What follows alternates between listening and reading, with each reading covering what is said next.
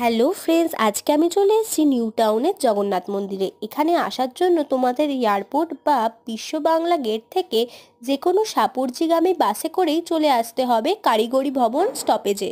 কারিগরি ভবন স্টপেজে নেমে রাস্তা ক্রস করে কিছুটা হেঁটে যাওয়ার পরই ডান দিকে চলে গেছে একটা রাস্তা, যেই রাস্তা ধরে একটুখানি হেঁটে গেলেই তোমরা দেখতে পাবে এই অপূর্ব জগন্নাথ মন্দিরটি।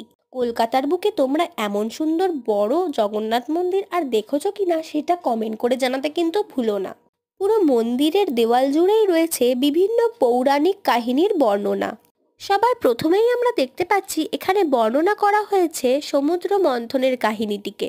এছাড়াও এখানে বিষ্ণুর দশম অবতার মৎস্য, কুর্ম, বরাহ, নরসিংহ, বামন, কালকি, পরশুরাম, কৃষ্ণ, বলরাম এবং রামের বিভিন্ন মূর্তি কিন্তু এখানে রয়েছে। প্রবেশের মুখেই রয়েছে সিংহ দুয়ার এবং এখানে দেখতে পাচ্ছি শ্রী চৈতন্যদেবের নগর কীর্তনের দৃশ্যটিকেও তুলে ধরা হয়েছে।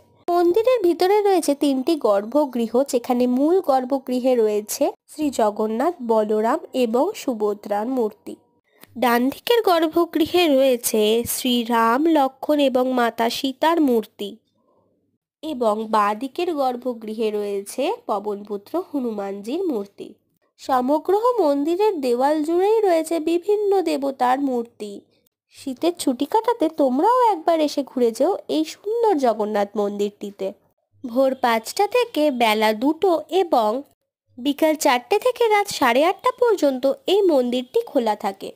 এই মন্দিরের আশেপাশে রয়েছে আরও 2টো মন্দির, একটি শ্রী রাধাকৃষ্ণের মন্দির এবং একটি হাজরা কালী মন্দিরও রয়েছে।